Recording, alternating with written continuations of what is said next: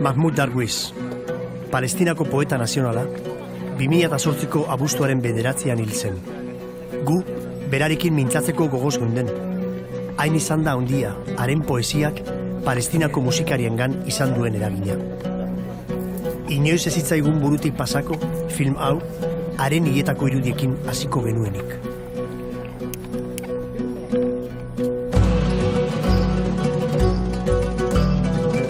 لا وقت للغد لا وقت للغد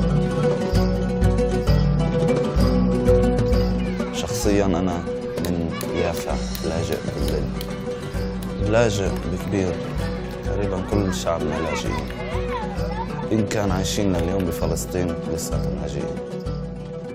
شو بعني لي المخيم؟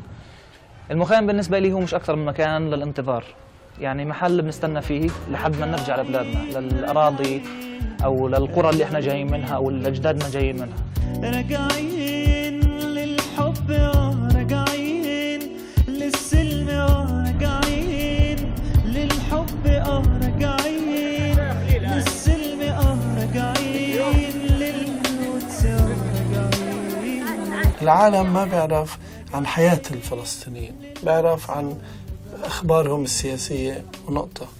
شكوا الليل اجت بنت عربية بدها تعبر، حولوها بعلم حالها بدها تكبر. بس أول ما طلعت فرقة الدعم طلعت فرقة الام دبليو ار كثير حبيت الفكرة إنه في هيب هوب عربي. حياة لا كانت تتقدم ولا تترجع، فيها نفس الظلم نفس الكراهية نفس حياة فنان بغزة تعيسة ورابر أتعس.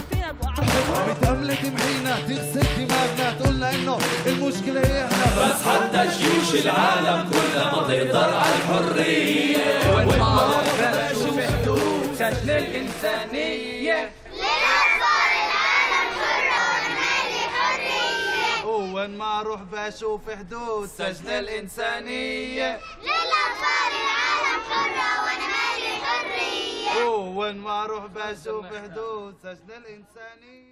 راجعين للحب راجعين للسلم راجعين للحب راجعين للسلم راجعين للقدس راجعين.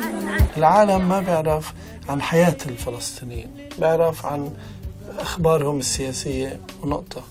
شكوا الليل.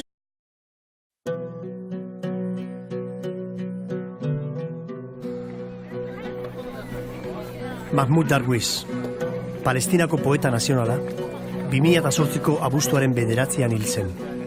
Gu, berarekin mintzatzeko gogoz geunden. Hain izan da handia, haren poesiak Palestinako musikariengan izan duen eragina.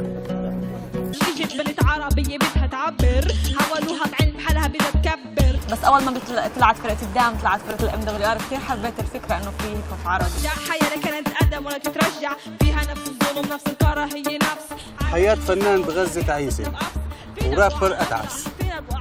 بتملك تمحينا تغسل دماغنا تقولنا انه المشكلة هي احنا بس حتى جيوش Inoiz ez zitzaigun burutik pasako, film hau, haren hiletako irudiekin hasiko genuenik.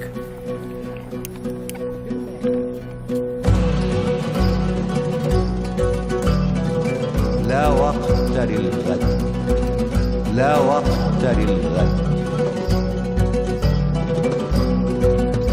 شخصيا أنا من يافع لاجئ بالليل لاجئ بكبير تقريبا كل شعبنا لاجئين إن كان عايشين اليوم بفلسطين لساتهم لاجئين.